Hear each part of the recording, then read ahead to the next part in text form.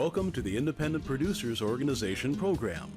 This is the program that showcases independent producers, their productions, and provides a forum for discussing issues which affect independent television producers here in the Pacific Northwest.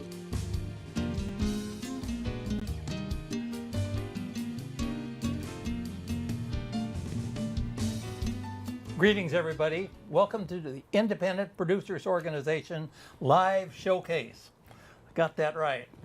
And today, tonight, I should say, we have a culmination of waiting for years to put together a meeting with Planned Parenthood. And now we have the very best in a new president and CEO of Planned Parenthood. Name is Stacey James. Going to say just a bit about her here. She was with the Planned Parenthood in Montana, where she led significant affiliate improvements over the past 11 years. And she's been the first new president here in 6 years. I mean, there's been 6 presidents since the inception of Planned Parenthood here, and her term began June 1st in this year. And so I want to welcome Stacey James to our program today, and it's so good to have you here. And I don't know, do you want to start by talking just a little bit more about yourself? And yes, I'm happy to do that. So I am new to Portland and new to this affiliate, which is Planned Parenthood Columbia-Willamette, and I'm excited to be here. I was the CEO for Montana for both our C3 and our political work, which is our C4 work, for just 1 month shy of 12 years. And it's just exciting to be here. It's such a progressive and welcoming state. It's just wonderful. Okay, no, that's great. Well, I know we've got a lot of questions to ask you. You've, I think you said we're coming up on the 50th anniversary. Yes. Right? Okay, of this one here.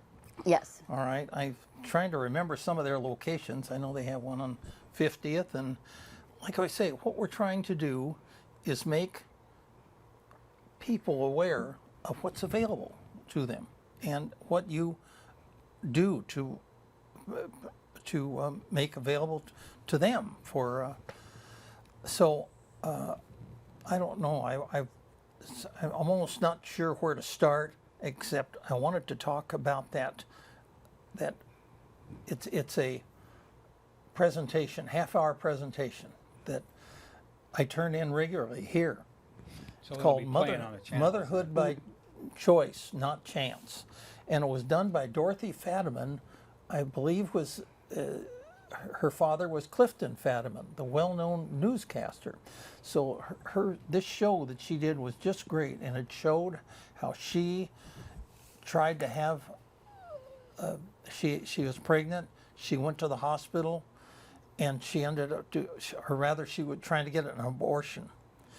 And she ended up going to the hospital because of complications. And from the abortion. Yeah, the whole thing was unfortunate, and that's what the movie was about. And then it goes on a little bit further to show how New York narrowly put through a thing approving, enforcing women being able to have abortions, that kind of thing. So did you want to go ahead with that story Yes, that you talked about? So we just are celebrating our 50th anniversary, which is very exciting. We had a big gala on Friday with almost 500 people. We currently have across Portland banners which are here, and they're just beautiful and progressive, and pictures celebrating our 50th. What we do at Planned Parenthood is we provide, promote, and protect reproductive health for women and men. And so we provide by providing education and health care at our 10 sites across our affiliate. So we cover Oregon, all except around the Eugene area, and then we also cover Vancouver. We have 230 staff across our service area, and we are one of 71 affiliates across the nation. So Planned Parenthood Federation of America actually covers the entire United States, and it's broken into separate affiliates or service areas. And so our service area covers, as I said, part of Oregon and Washington, and we have health centers that we provide reproductive health care to both men and women, and most of the work that we provide, 71% of the work that we provide, is prevention work. Annual exams, cancer screenings, breast exams. I don't think you can emphasize that enough. Absolutely. That's just kind of thing. As a matter of fact, Why not Eugene? Well, there's a separate affiliate in Eugene, so there's a separate Planned Parenthood Oregon there. splits there, right? Yeah, Oregon splits there. okay. So the affiliates are made up of various sizes. So some are smaller, covering parts of state, like California has 10. Montana, which was a huge geographic state, covered the whole area, but as you would imagine, the population is lower. It's And population rather than geographical area. Yep, and then there's some states, some affiliates that cover 3 states, like North Dakota, South Dakota, and Minnesota. That's one affiliate. So it really, the entire United States is divided into kind of different size affiliates. Sure. And the Dakotas have had some real issues with some real Machiavellian laws being passed. Absolutely. They have really passed some things, both in North Dakota and South Dakota, that have been very horrific. One of the great things about Oregon is we are the only state in the nation that has no barriers to access to abortion care. North Dakota just passed a law that would really limit access, but we're very proud of the fact that we are the only state where there's no limit to that, Nothing. which means Right. there's no 24-hour waiting periods. There is no informed consent as far as having to talk to somebody ahead of time to make your decision and have to think about it over a period of time. Because women make this decision, they're already very informed, and they have had a lot of thoughtful opportunities to think about their decision that they're going to make. So there's no limits to those access. And again, it's very exciting that Oregon is the only state that does that in the entire nation. An incredibly progressive state. Moving here from Montana is like moving to the land of milk and honey, as far as how positive and progressive and open people are about just a whole variety of things, but certainly reproductive health care. just don't understand how so many other people could be so far behind in all this and not. In progressive areas even too, like upstate New York and New England. They're all Absolutely. very, very blue and progressive. But Oregon is shining. It's good to know that. And it's not just about, what we've seen in the attacks over the last 5 to 7 years. What we have always known is these attacks are not just about eliminating access to abortion care. They've been about access to birth control, which is basic health care for women, about access to exams, cancer screening, breast exams.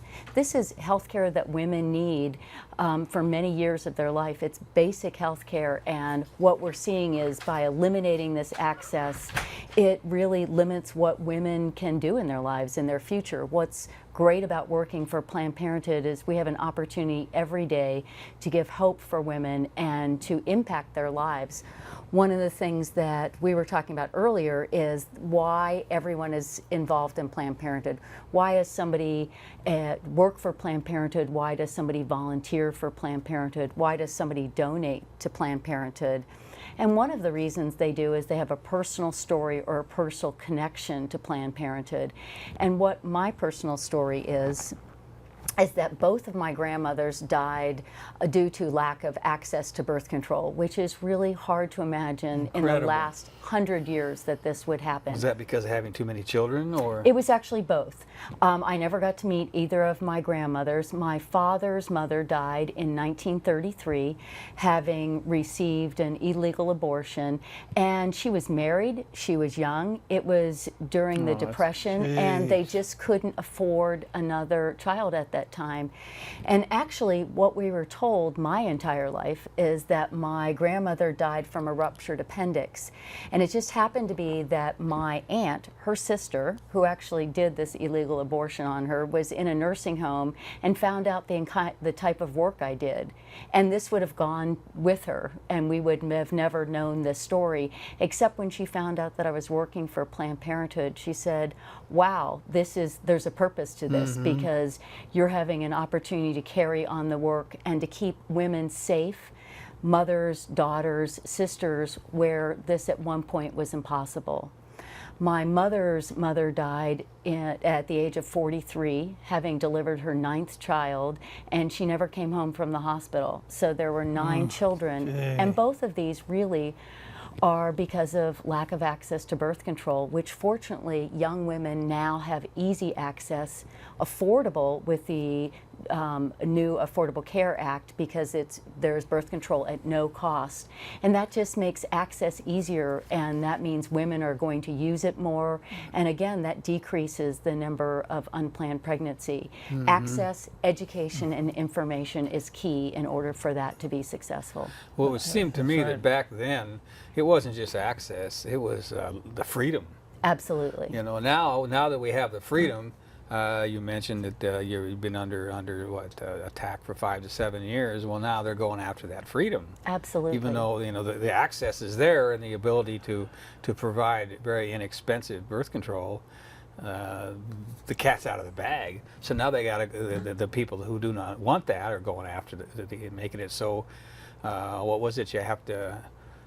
Forget some of the rules that they were making in other states, as far as they were making rules about the actual building, making it difficult for buildings to interface with the people who might want to have an abortion. Absolutely. They're putting all kinds of hurdles in place so that providers have to serve on a hospital medical staff, which is not always easy, because that involves call and time away.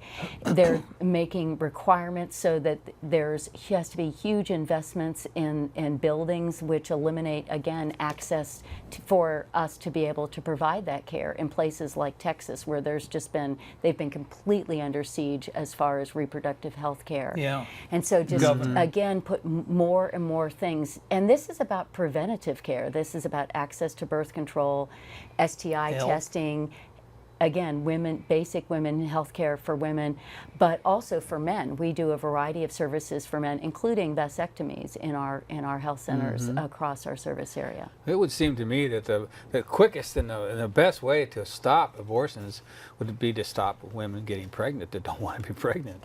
Absolutely. And they're trying to pass laws that make it difficult for a woman to have an abortion. Wouldn't it be a lot easier to just head them off at the pass, so to speak? And I don't understand that conservative thinking that refuses to accept that. It's the failure of birth control that causes abortion. A speaker from NARAL once said that. I guess that's right. Well, in the countries where they have much lower unplanned pregnancy rates, there's a simple few things, and it really boils down to math. There's education and information, starting in middle school through high school. Some of the things that we're doing with our teen outreach programs, which are very successful across our service area. And what we're doing is we're informing teens not only about how to prevent a pregnancy, but how to keep yourself safe, how to understand their bodies, and how to make informed decisions. So that's available freely and with great access in countries where the unplanned pregnancy rate is much lower. And then there's easy access to birth control. It's available and it's free, and that's one of the things that helps improve this.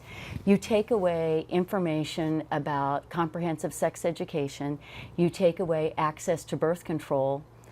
It's simple math that you're going to see unplanned pregnancies, and you're going to see people making decisions about them exactly opposite of what people are putting these obstacles in place for.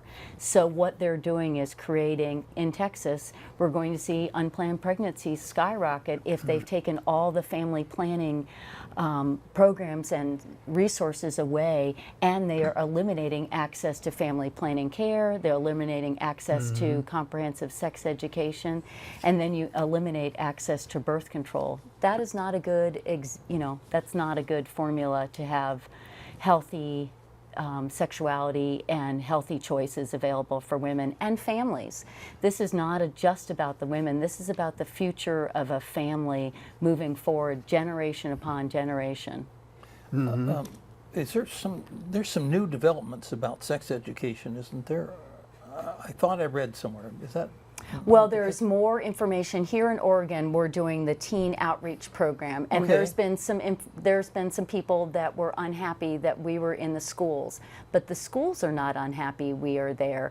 And our success rate with this program that is being offered all across the Northwest, it's not that these teens learn just about the sexuality and how to prevent unplanned pregnancies, but we find that by being responsible and having this comprehensive program all throughout the school year, it's improving grades, it's improving their commitment to the communities great. because Wonderful. they get involved in a community program or project, and it improves their success rate in staying in school. So preventing unplanned pregnancy is a piece of that, but being able to understand, and it's more of a holistic approach with these teens, so they become responsible citizens. Now you mentioned the high school is interesting because I have a note for a question I wanted to ask.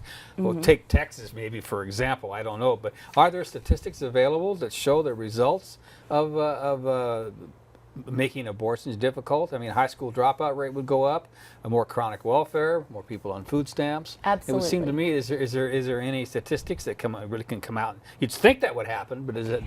Well, in states like Texas that has put huge barriers up to both comprehensive sex education, family planning, and abortion services, those rates are much higher. And it's not just the rates of unplanned pregnancy, it's increased poverty, as you said, increased dropout rates, increased families, all families starting on the road to poverty and staying on the road to poverty.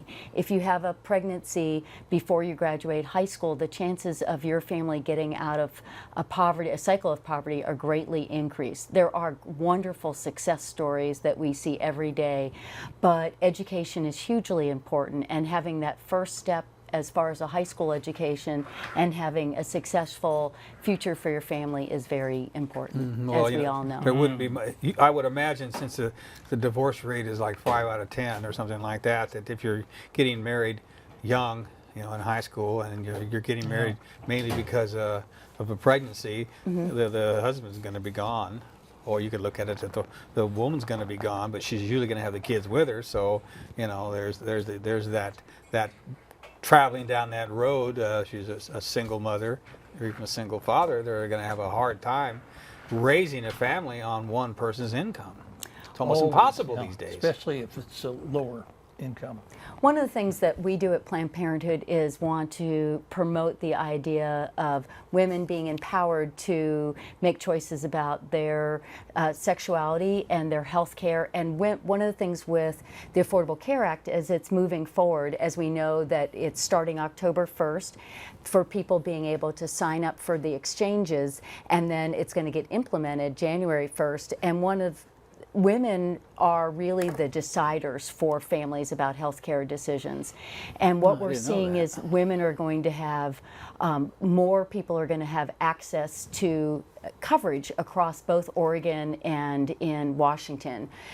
As part of our service area, women within our age group, which is 19 to 34, we estimate 140,000 women of reproductive age are going to have access to coverage that they currently don't have. In Washington, it's about 238,000. So more people are going to seek access to that care. And one of the great things about healthcare reform moving forward is that one of the goals is to reduce the cycle of poverty, is to allow people to make decisions about their health care without having to make decisions about, do I want to get this medication, or can I put food on the table? I can get the health care that my family needs and still support my family with what some of their other basic needs if that piece of the equation is eliminated. And that's what Americans need to do. We need to take good care of our fellow citizens. Right. And that's what this is going to do. Have the money to That's provide the proper right way nutrition. to do it. Absolutely. I wanted to close in on some of the things that were available. HIV testing and referral, that they all do that. We do that at not only every one of our health centers here in Oregon and Washington, but every affiliate across the country. Every health center provides those services. Okay, and then first term abortion care, education, and support. I mean, they're coming in maybe for the first time to get some help, okay? Referral for prenatal care, parenting, and adoption. And that's one where of it the, goes. absolutely, and one of the great things about that and what people don't know is, again, that, of course, abortion care, which is what we get the most energy about, this is about 3 to 5% of the services that we provide. Planned Parenthood means that we offer all choices available for young women, and we have many women that come in, they're seeking to be pregnant, and we help them get on the road to a healthy pregnancy so that they've started preconception care as they're preparing their bodies to have the best possible outcome with the pregnancy.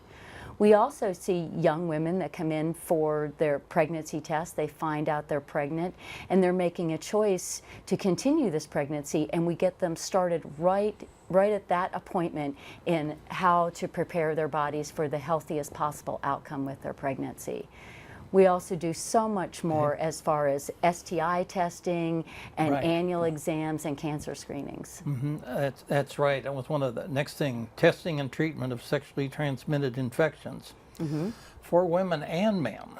So what can a person do? Just come in and... They can come into any one of our health centers, and Okay. again, this care is available at all of our health centers here at Planned Parenthood, Columbia, Willamette, but all over the country. You can walk into a Planned Parenthood and you can get STI or STD testing done. And why this is very important is you not only get your testing done so that you know if you're going into a new relationship that you're safe and healthy, but we want to also keep people fertile for when they are ready to plan a pregnancy. So getting that testing and getting prepared for your future just makes a huge difference. What we used to see is that people didn't even know that they might be positive, and it eliminated their ability to prepare for a family in the future. So we're very pleased to be able to provide that care and that testing and that treatment in order to keep everyone safe. Yeah. We provide non-judgmental care, so we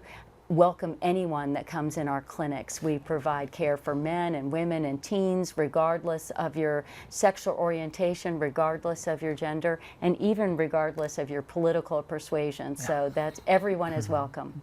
Best to leave that at the door, though. Probably. Yes, absolutely. Yeah. That's right. That's right. Okay, you're right. You're talking about sexually transmitted infections. Yes, there's some of that out there. Well, there's also been some real serious issues with all what they use to take care of it. The diseases are building up immunities to it. I heard that for gonorrhea, there's only one of the many that were used to take care of it. There's only one left that works. Something like that. Well, and antibiotic that and I'm not medical, so I would hate to respond to that unless I had my medical director here. But I know that we provide the latest technology and the care. We provide all birth control methods, as we were talking about earlier. But the sooner people get in and get their testing done, the better, so that we know that they're safe, and we know that we can treat them as soon as they come in and test. People are thrilled when they test negative to everything also. So I just don't. How does a person object to providing women's health? I just don't understand. I never will understand that. I haven't been It's able so to wrap good my to head hear around this. it. Other than the fact that it's biblical. There's certain things in the Bible that, like with the whole movement of the man is the boss, and what he says goes, and all that thing that comes out of the Old Testament. That has a lot to do with, at least in the southern states. it Well, seems to actually, I'm be. glad you brought up people of faith, because that is something that we haven't. One of the programs that I started in Montana was Clergy for Choice, so that we had clergy members that supported Planned Parenthood, because men, women, we have a very large support from both men and women across the country, but we had clergy, rabbis, we had spiritual leaders in the Native American populations, and they all came together. We had a meeting annually, and they were available for a variety of things. One is, we hear frequently the anti-choice Christian side coming out, but there is a whole wealth of Christians and other spiritual leaders that are supportive of a woman's right to choose. And so they would come together, we would do an annual meeting, and then they would be available for a variety of services. They escorted our patients across the picket line, frequently being pelted by people reading the scripture, which was always very interesting, because you had a clergy member that knew more about the Bible than they did. But also they're available to testify at our legislature, which I think is great for our legislature to hear from a spiritual leader's perspective, that not all organizations or religious organizations are anti-woman and anti-choice in their thinking. They were also available for counseling. If you can only imagine, if you were a teen from a small Montana town and you're questioning your sexuality, who can you reach out to talk or call and talk to safely about what's happening in your body, what you're thinking, what your choices are? So they were just wonderful to be available to talk to our patients. Also, our patients that were coming in, I feel that most people think that an abortion is a whimsical decision. We had many patients that this was a very wanted pregnancy that had the pregnancy go wrong. I can give you many examples, but one is a mom of 3 that came in that had a very wanted pregnancy and found out that she had cancer. She had to make a decision between seeking cancer treatment so that she would be there for her 3 children, or stopping that treatment so she could continue on with the pregnancy. And she made a very challenging, difficult decision, and this happens not just for cancer, but a variety of things that can occur in a woman's body, to make a decision to discontinue that pregnancy to be healthy and available for her children that were there. And clergy were available to talk to her about that decision. That decision needs to be between a woman, her provider, her family, and whatever her personal spiritual situation is. And so they're there for guidance. Sometimes those decisions involve the physical problems of the upcoming birth. I mean, there can be, good grief, they're already dead. There can just be a whole There could be variety all of kinds things. of things wrong with the pregnancy. As well as some genetic issues. Yes. And these people don't address that. They say, no, you can't ever have any abortion. I don't know why they think that way. Well, they'll let you have one if it's a legitimate rape.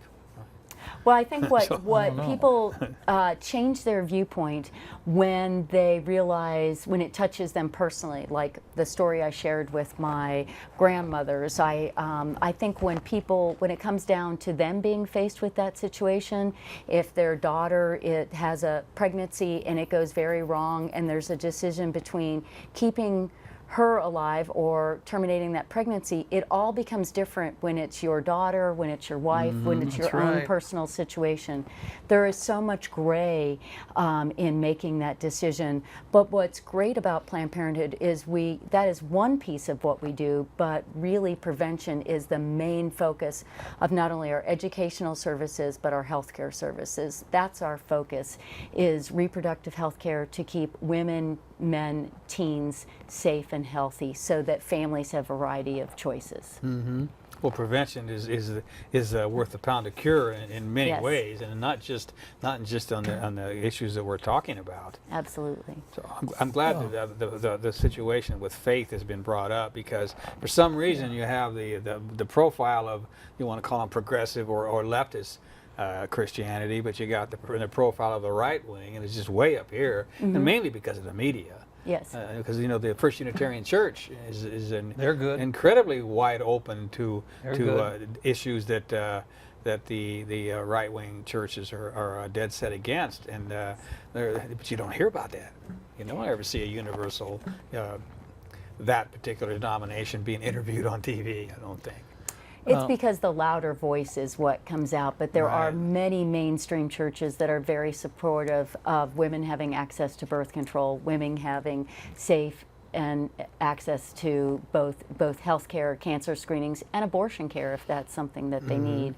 What we want to do is keep women safe and healthy, and that's why we provide safe and healthy and legal, non-judgmental care for our patients. Has there been any attempt to make a rough categorization of the different reasons why women apply to get an abortion, and how much percentage? Like you mentioned, the one that the woman had cancer. Now that would probably be fairly rare compared to a teen getting pregnant, say. There's just a whole There hasn't- variety there's of, been no- there's been, I don't have access to a study that I could give you, but there's so many gray areas in this. It's not a black and white decisions. There's a variety. A partner has left. A woman is having to face this with, other children that they have to decide about what they can afford with their families. But there's just a variety of reasons that women choose an abortion service. But what we want to do is focus on preventing them from having to face that decision.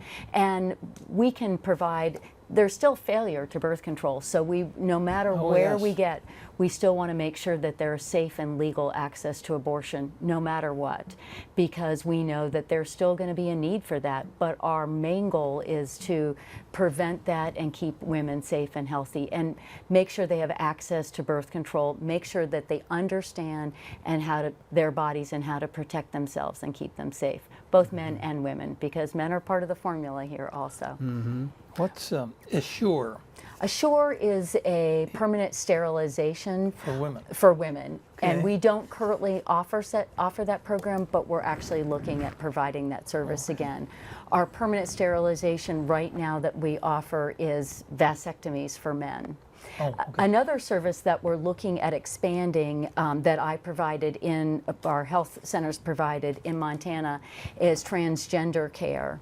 One of the things that I think of Really? when I think of Planned Parenthood is that we are the safe health center, regardless of who you are, to come, to ask your questions, to get your health information, and to get your health care. And this is one more step in the services that we can provide across our affiliates. So I'm hoping in the near future that we'll be able to provide that service. Okay. All You know, right. one thing I was thinking about when you were talking about teach women how to be healthy and prepare themselves for this, and Western culture has separated people so much from knowing their bodies and feeling their bodies that I think that a young woman could be taught to know when she's what's the word, when she's able to get pregnant anyway. And there's temperature changes in her body, and there's all different kinds of things. For people that were in touch with their body, they would know. And that's something I don't think that did they teach that in school at all? Well, they teach some of that. Here in Oregon, which is incredibly progressive, part of what we teach in our top program is so that people do understand about their body and how it's working and how it's functioning. Of course, that's not always 100% safe method. No, but it's good to know. It's good to know and understand your body. Some of the things that we get from patients that come in and the feedback that we get is that they are so grateful to have a place that can provide informed care and non-judgmental, so that they can come in and ask whatever question, Right. both men and women, about their body, and feel safe and not feel humiliated, not feel judged. And that's one of the great things. So no matter what you're questioning, you can come in and ask our providers, and we will give you factual, non-judgmental information. There's so much information that people need to know. I mean, I was just reading the other day that I forget what it was. A fairly good-sized percentage of breast cancers are men. I don't. Yes. Does anybody? I don't think I know any male that has ever had breast cancer. That is true. But still, it's like 10 or 20% or something like that. Yeah, and I One in don't know 7 or Lucky 8. if you don't know anybody that's had breast because they have it. Yes, men do have it, and I don't have a statistic on that number actually, but you know, men and women equally have reproductive health care issues and health issues related to their bodies that we want to be able to provide that type of care. Here in our affiliate, we serve about 60,000 patients a year currently.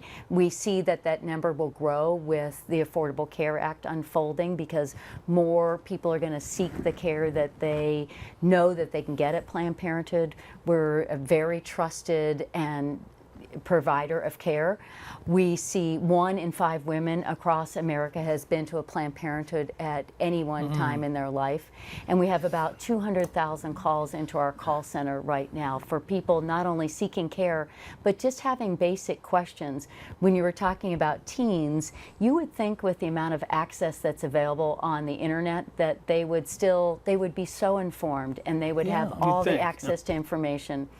But we still see teens asking the same questions that I was asking or you were asking when you were teenagers, the same things, the same myths about how to prevent pregnancy. So it's so important that we can get into the schools and that teens have access to information through Planned Parenthood to get real, factual, comprehensive information. That's because they're not taking advantage of the internet and are watching Miley Cyrus and cute kittens. Okay. Yeah. There's just not a lot of it. You know, they're not searching out the things that probably would be useful to them. You know, I was thinking about when you mentioned the Affordable Care Act. Is that going to give funding to you? Because I know that one of the ways that the anti-abortion, the pro-life, as they call themselves, they want to cut your funding. Does the Affordable Care Act provide funding or anything in that direction? Well, I'm glad you asked that question because that was one of the confusing things when they wanted to take funding away from Planned Parenthood several years ago. That the funding that they were talking about is federal funding for the care that we provide, that many providers do all across the United States. So it was reimbursement for the healthcare services that we provide. So Medicaid reimbursement for an annual exam that some patient might have. So if we see more patients or the county clinic sees more patients or the private family medicine physician here sees more patients, because of the Affordable Care Act, they'll have more reimbursement, and that's the only way that we would have more, reimbursement. But it's not that we get funding; we get funding for providing the healthcare services that we provide at Planned Parenthood. On a per capita basis of the people you treat, then. Right, based on the patients that come through our doors. Some still are able to pay, right? Or are Absolutely. Oh, no. We want patients, actually, that's one of the myths that we would like to eliminate from people thinking. We are the experts in reproductive health care, and I think many patients think that once they get health care, once they get health insurance, that they need to kind of give up their slot for the next patient.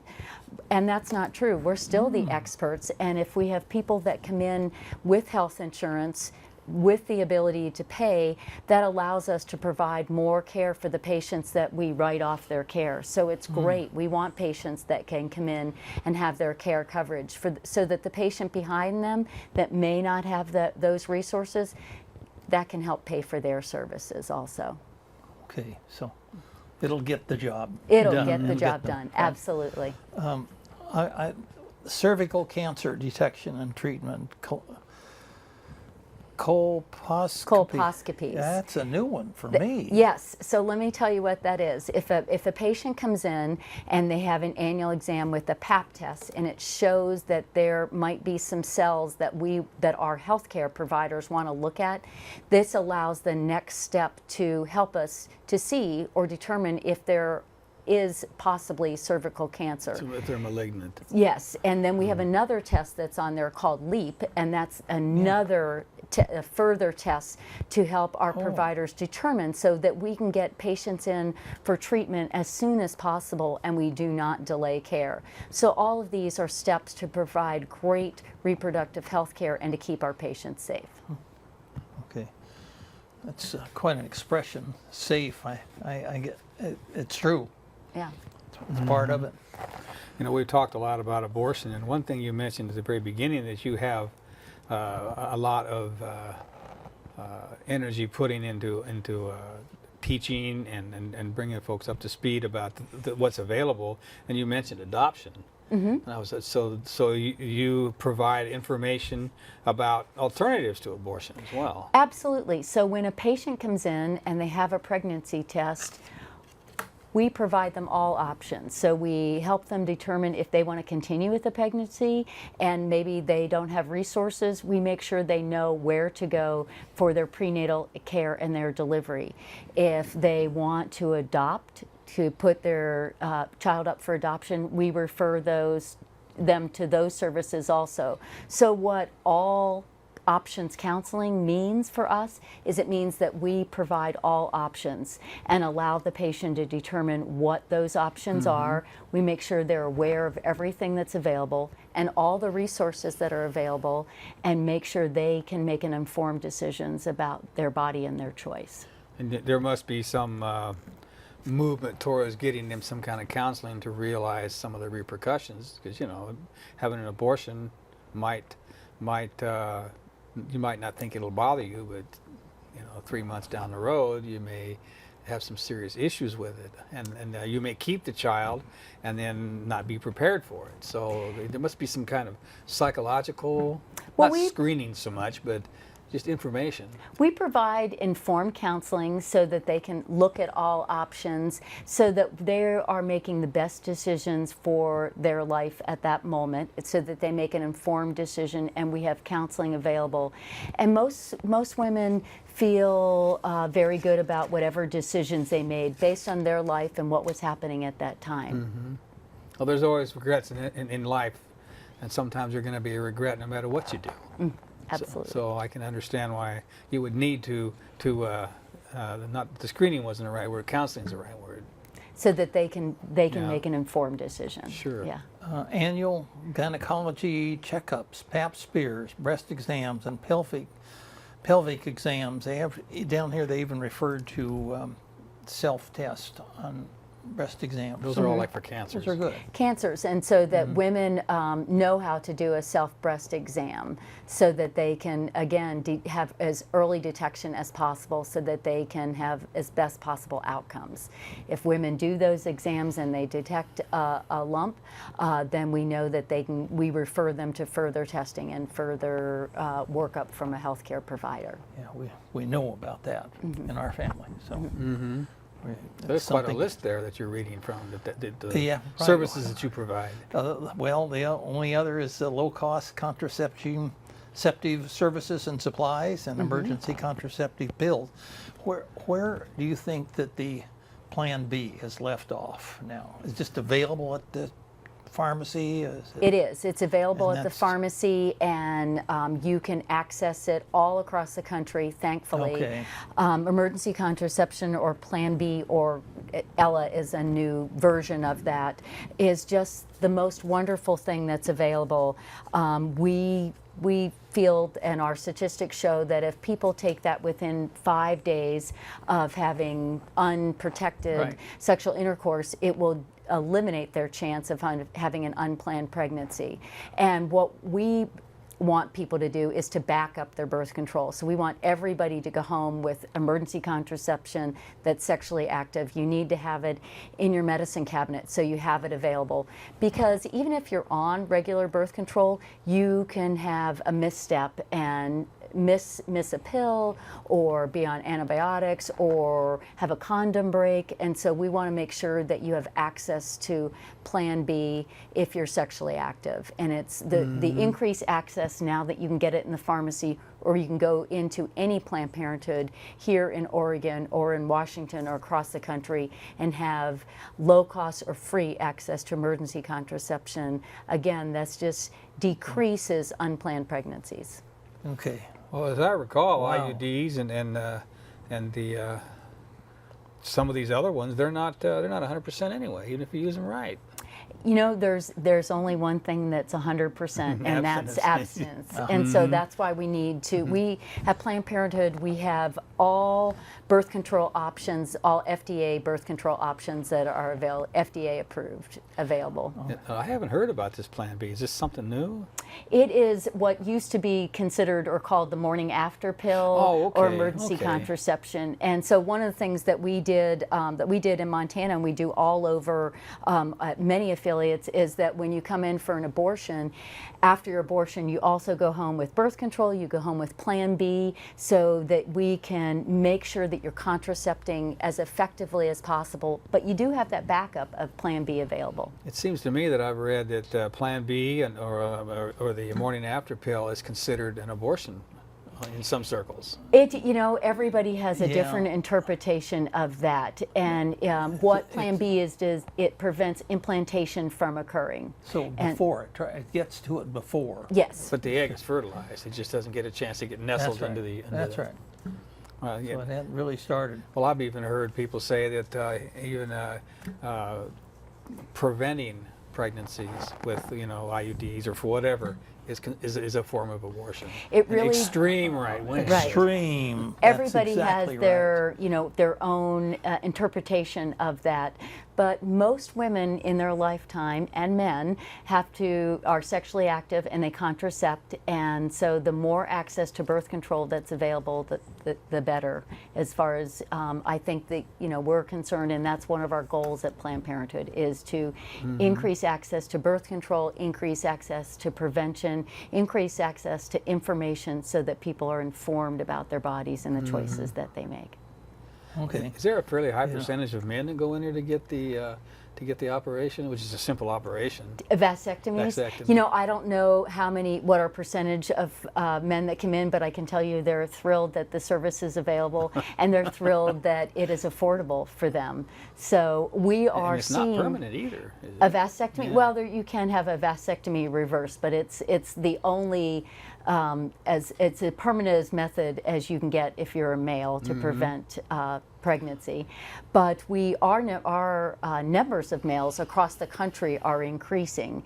We're increasing across the country at all of our health centers from about 8% to increasing up 10, 12, 15% of our patients are now male patients. As we move forward with the Affordable Care Act, I think that number will increase. And what men are always surprised about is they have these misconceptions of what STI testing involves, but it's painless, and you can come in and get your test done, and you know that you're safe, and you know what's Just a urine happening. test, isn't it? It's just a urine test. So, or a blood test, it depends. It's a pretty. Well, some people are a little bit crazy about needles, Yes. but most people can handle a little bit of blood being drawn. I mean, Yes. it's so useful, and you can find out so many things. You can also do it with hair, but I don't think that would work with STIs. Would it? No, we don't do that. As far as I know, we don't do that testing. We were talking about the different health centers. We want to make sure that people out there know of the different health centers, Planned Parenthood health centers that are available.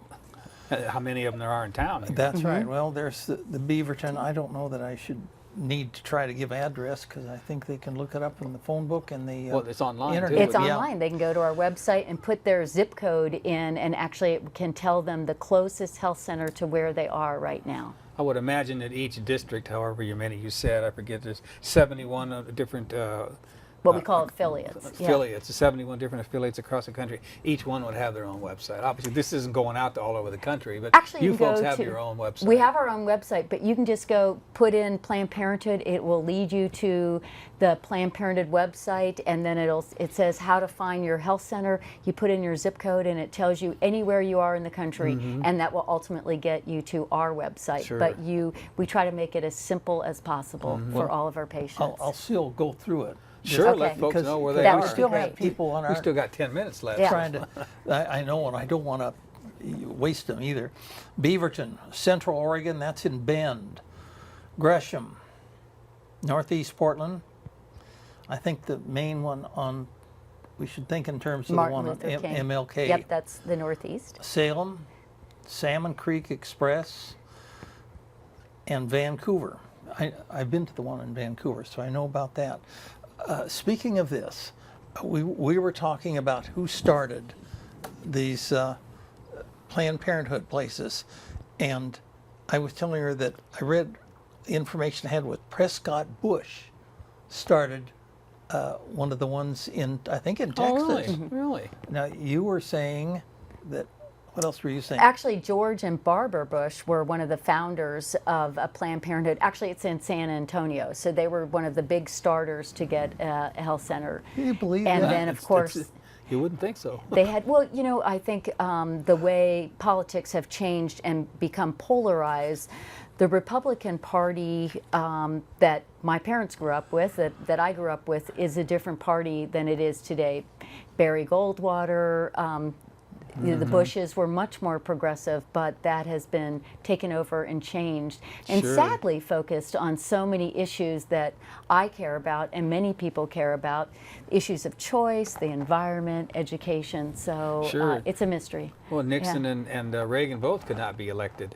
Couldn't even win a primary now because they wouldn't be considered conservative enough. Right. Which is pretty This- scary. That happened during Nixon's tenure. Is the Well, Roe v. Wade.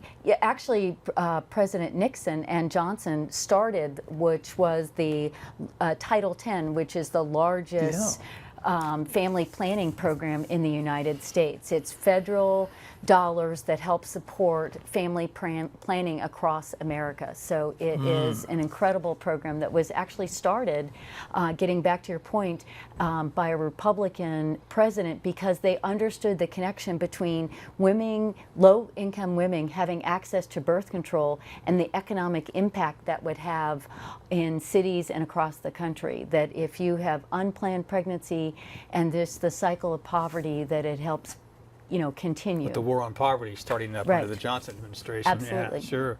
That's- You know, That's right. No, go ahead. I was, I'm kind of a history buff, and I was just wondering, so I don't know if you know the history of how Planned Parenthood started out, but did it come up from the grassroots, or was it Yes. a matter of legislation? Well, Margaret Sanger. Actually, Margaret Sanger was the founder of Planned Parenthood, and our national president, Cecile Richards, was just here today, and we were talking about Margaret Sanger because Planned Parenthood's 100th anniversary or birthday, you could say, is coming up in 2016. And to think that when she got arrested for not handing out birth control, but informing women about how to prevent pregnancy, when she got put in jail, she was then talking to the prisoners about how to prevent pregnancy.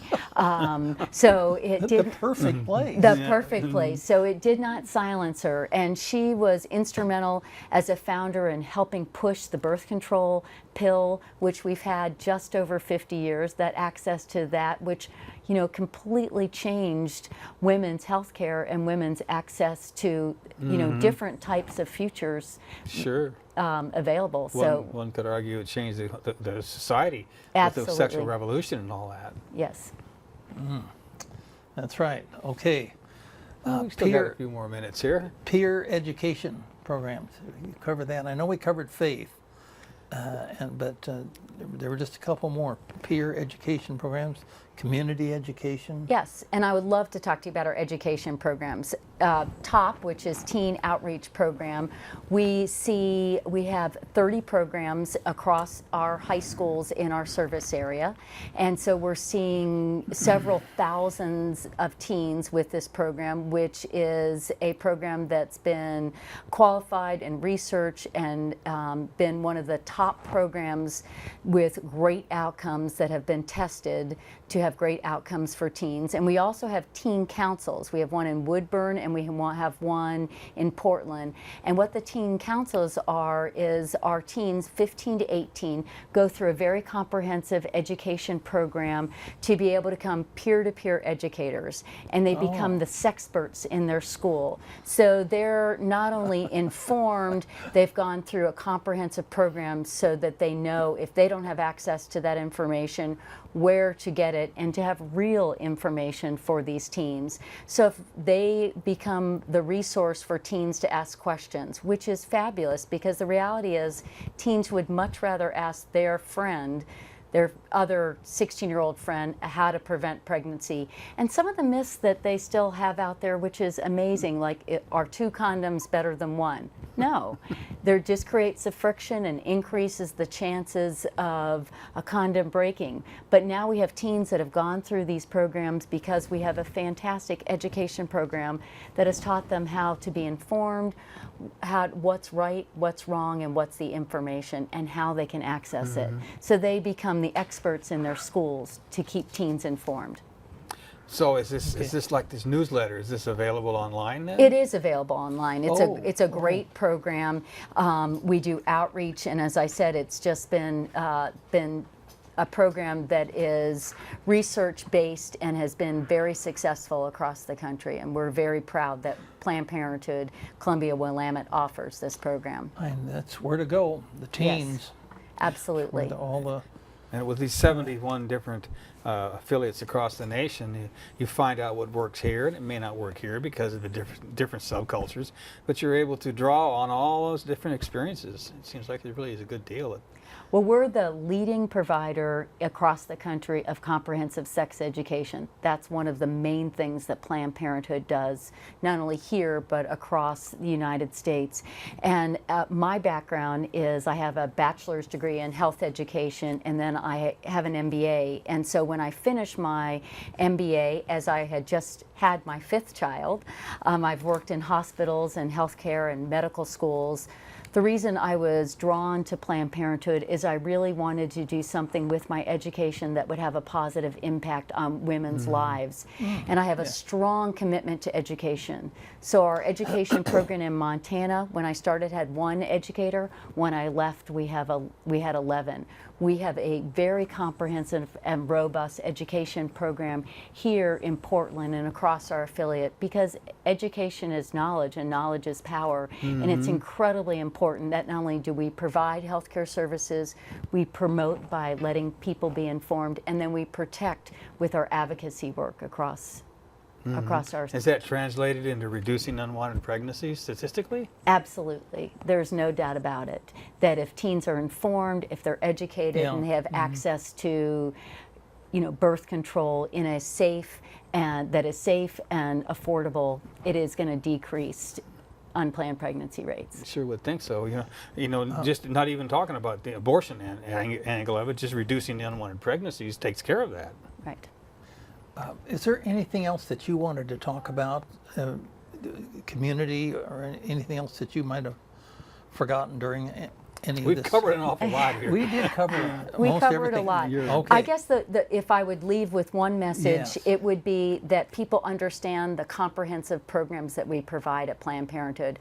Planned Parenthood's #1 goal is prevention, and we do more than any other organization in the United States to prevent unplanned pregnancies, to keep people safe, and to keep people informed about their bodies, and that we provide care no matter what, safe, non-judgmental care, and that we do whatever we can to fight the hurdles that get thrown in front of women to have access to that care. Okay.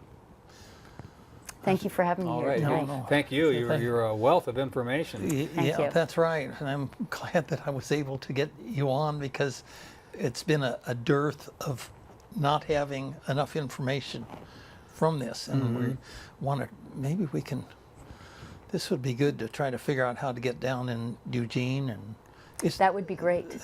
right, something like that. It really would. And go out and see some of the programs that our teens do, because they are fabulous. They're great spokespeople. They are so informed and knowledgeable and amazing speakers on how teens can protect themselves. There you go. You got a theme for a documentary there Yes. you could work on. Oh, okay, okay. Well, yes, again, I wanted to thank Stacy James, new president of Planned Parenthood, for coming on. But I also want to thank our crew for being here and putting this show on for everyone to see. And Making us really look appreciate making us look the so crew good. doing it. All right. And Now, so now we're going to you're going to say We're something going to about segue into a second half here. We're going to have Johnson Creek Watershed Council come on and talk about what they're all about and some upcoming events that folks might be interested in attending. A whole weekend of events, I think, in a couple of weeks. Before that, I was downtown taping during this run up to this Syrian thing, and some folks were doing a no war in Syria, and there was a young person from Syria that was speaking, and there's a little 6-minute clip that you can listen to while we're getting ready for our next group. Thank you. Syria! Hands off Syria! Hands off Syria! Hands off Syria! Hello, my name is Layla Piazza, and I'm Syrian.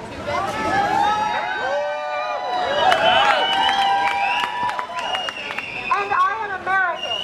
And I am here today to tell you how I feel as an American and how I feel as a Syrian about what the U.S. government is doing to Syria. I would like to start by reading to you from a U.S. Iraq veteran who recently spoke out against U.S. imperialism. And this is what he had to say. In 2005, like a lot of young men and women in the country, I was told that I was sent to Iraq to liberate the Iraqi people because there was war crimes happening there, because there was WMDs happening there. Sound familiar? Yes. The same lies by the same government. And when I got there, instead of seeing people that needed liberation, I saw schools bombed to the ground. I saw hospitals bombed to the ground. I saw people with no jobs. They couldn't get health care. They couldn't get clean water. And that wasn't because of Saddam. That was because of the U.S. government military invading Iraq. The fact is the enemies of the American people are not in Iraq. They're not in Afghanistan. They're not in Palestine. They're not in Libya or Syria. They're on Wall Street.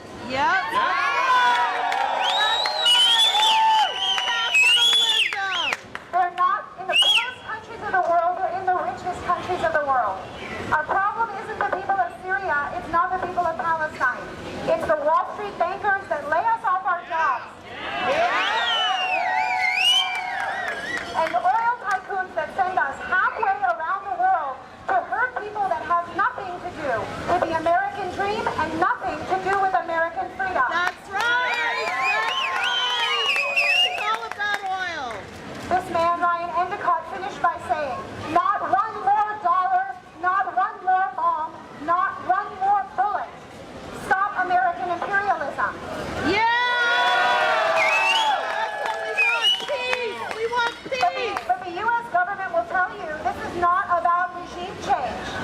And yet, 3 times in 2011, in 2012, and recently again, he said, Assad must step down and allow a democratic transition to proceed immediately.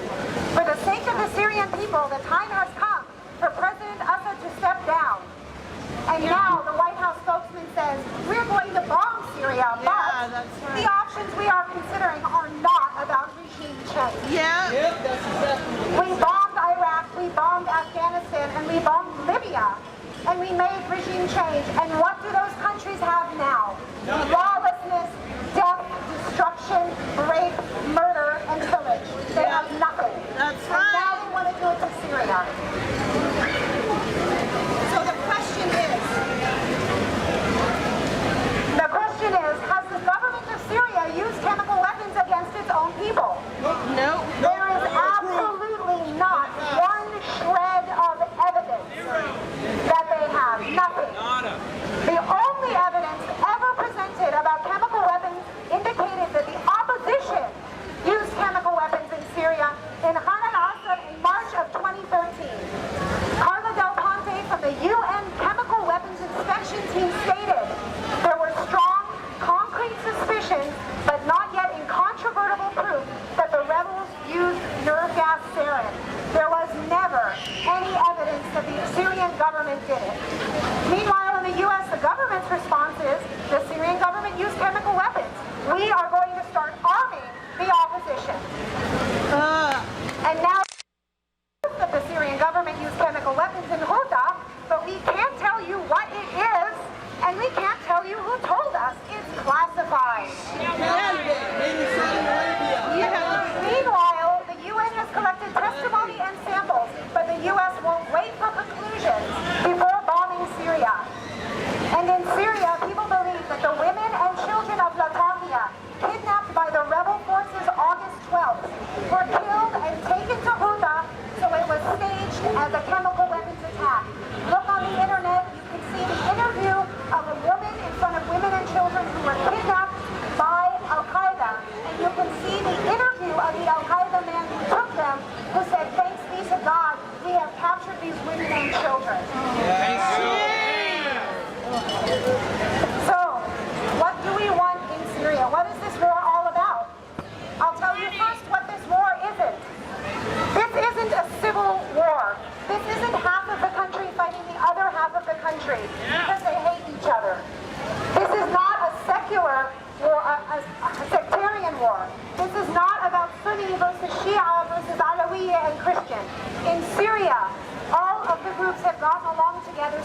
beginning of the nation.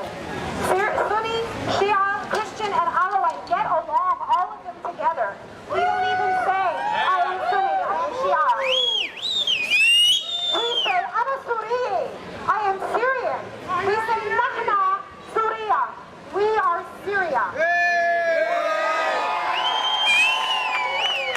And this is not a popular uprising against a tyrant. There are 22 million people in Syria. They say 1 billion of them have fled. That means that 95% of the Syrians still live in the country. There's an army of less than 200,000 Syrian army versus 21 million people and a bunch of foreign jihadists from Al-Qaeda and Muslim Brotherhood. If this were a popular uprising, how would the Syrian government still exist after 3 years of this war? This is the biggest lie perpetrated by the American government.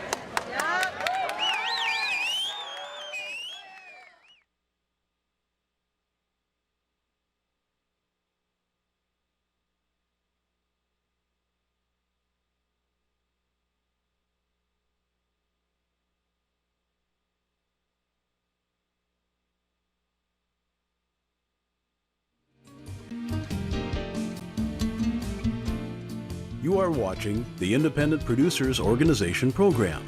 This program replays on these channels, at these times, and on these days. Write it down and tell your friends.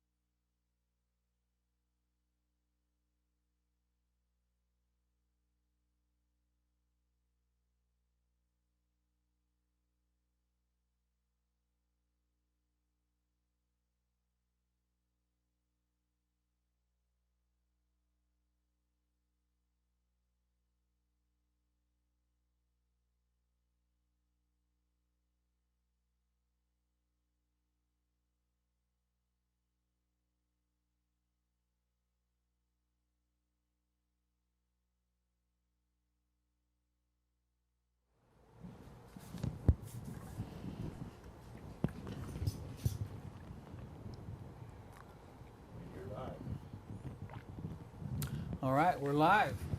Welcome to the program. Well, I should say welcome back to the program.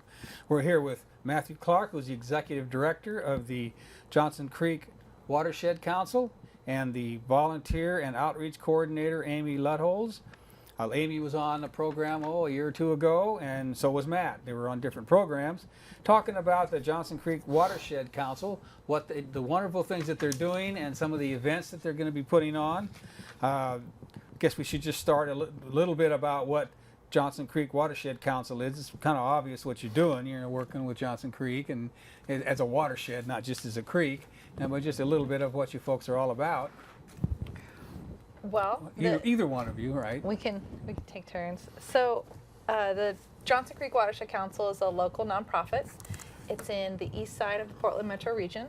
Our office is located in Milwaukee, and we basically do improvement projects on Johnson Creek. We work to engage the community in volunteer activities and recreational events, and also to come and learn and explore Johnson Creek through educational events as well. And so you have a lot of those, I take it. We try, yeah. We do them throughout the year, regardless of the season. You know, we this winter we'll have a twig workshop because all the leaves are gone, and then in the spring we'll do edible weed workshops. So, education is just one of many activities that we're hosting. Any medicinal? Yes, as part of Johnson Creek Days. Oh, Edible all weed right. walk. I'm jumping ahead there. Yeah. All right. And Matthew? I would just add to what Amy said that we do a lot of restoration work, so both work in stream, in the habitat in stream. So an example would be installing logs to create habitat for salmon, doing a lot of streamside tree planting, both with volunteers, and our staff does a lot of that too. And the one of the primary purposes of doing that is to have those trees grow up to shade Johnson Creek. Johnson Creek in the summer particularly is a lot of it is too hot for salmon, and so create the shade that creates the cool, clean water that salmon need. So we do a lot of that kind of habitat work, and we are increasingly doing a lot of scientific research and monitoring, including with citizens. So we get in the winter, this is something we'll probably talk about later on, a volunteer activity that we do, but we get people out looking for spawning coho salmon. So they're walking in Johnson Creek in November and December looking for spawning coho, which is pretty, unfortunately I've never seen one myself, but I hope every year hope springs eternal that I'll be one of the people that actually gets to see one. Well, they weren't there for a long time. They're just now coming back, right? That's correct. Well, I guess I should say, to be accurate, they have not been documented for a long time. We can't for sure say they weren't there. We can say we didn't see them for years. Not in any great number. Yeah, Right? certainly. And so it's exciting that we are seeing them now for the last several years during these spawning surveys. We've seen them, and then we have a lot of anecdotal evidence. People who call in, very credible people, say, hey, I saw a coho, and sometimes you see a carcass that you can call the State Fish and Wildlife guys up, and they come out and pick it up, and they say, "Yep, sure enough, it's That's pretty credible. coho." Yeah. You can't argue with smell that. exactly. Yeah. Well, you've mentioned that all the great things that you folks do, and it struck me that why did you need to do them? And it's because that area was just completely ignored and hammered for so long. I mean, was there industrial runoff and silt and all the different things that built up? And you said that the planting trees, which means that it was clear cut right on down to the edge, and it warmed up the water, and so many of these different things that have been going on, and you're trying to remedy what has been done for the last 100 years or so. Well, it still has, its challenges. The creek does, have problematic issues with stormwater, and as you mentioned, there are some erosion issues there. It does have pollution, and there are bacteria in Johnson Creek still, but not at the levels that they used to be. I think you can see through the restoration efforts Is that from sewage? Several. There are septic systems that are near the creek that probably the septic, the sewage migrates through the septic system or through the ground and the groundwater. There are animals that produce, animals poop in the creek, And there are probably some, there are homeless populations next to the creek, so there probably is also some human waste that gets into the creek, directly. So those would be different sort of vectors that bring bacteria into the creek. A lot of it is, bird, beaver, animals, but also some human. And that being said, there is still, I should mention, so much life in Johnson Creek. We have otter, beaver, blue heron, threatened red-legged frogs. We're just now beginning to discover, aside from the fish populations, what else is thriving and surviving in the Johnson Creek watershed. So although it has its challenges, I do want to point out too that it's doing well in a lot of ways as well. Didn't we talk a couple years ago about there was crawdads or crabs or something? It definitely has lots of crawdads. Yes. Yeah, both. I think both native and non-native. So there's a native species of crawdad, and then some non-native. The other thing I would say about the bacteria is that there are ongoing efforts to sewer parts of the Johnson Creek watershed. So by sewer, I mean to bring in the sewer infrastructure and replace these failing septic systems that are part of what bring the bacteria in. So that's a really positive step, and hopefully we're going to see in terms of the reduction in those bacteria that are getting into the creek. So I think we're definitely moving in the right direction. Sure. And there's also something I didn't think about before, but there's right there near 102nd and Foster, or whatever, there's a lot of energy and money being put into flood control. And is that part of what you folks are doing, or are you just part of what is being done? So that is a City of Portland. The Bureau of Environmental Services has done that project at 106th and Foster. That exactly right. So that's a flood control project. They created excavated a lot of floodplain next to Johnson Creek, so the floodwaters have a place to attenuate in the winter when floodwaters are running high. And then it also has additional habitat benefits. That's important for aquatic habitat as well. And that's a great project. I mean, that's really, if you have not, it sounds like you've seen it. I live close, and I've yet to park and walk through it. I'm ashamed of myself. It has a great path, and it has some interpretive signs, and it's really a nice area. So, we as a nonprofit, that's not our project. That's the city's project. Seeing it now is a great time to see how a restoration project can change over time. All the plants are small and new. If you come there now and then 2 years from now, you'll see how different the landscape looks. So Yes, it's a good time to visit. Especially along the banks when you're putting in down for erosion control, because I imagine, like I mentioned earlier, erosion, but also farm runoff. Is that as big an issue as it has been in the past? I'll let you answer that. We do have some. For the fertilizers and the upper watershed of Johnson Creek is a lot of farmlands and cattle ranches, but I don't know if it's any more of a significant factor than others.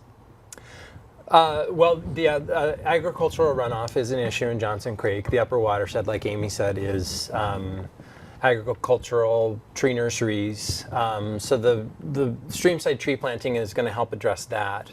And we're doing a lot of work in the upper watershed, working with private landowners and some nurseries to address that. There are legacy pesticides, so from the 60s when we still used DDT.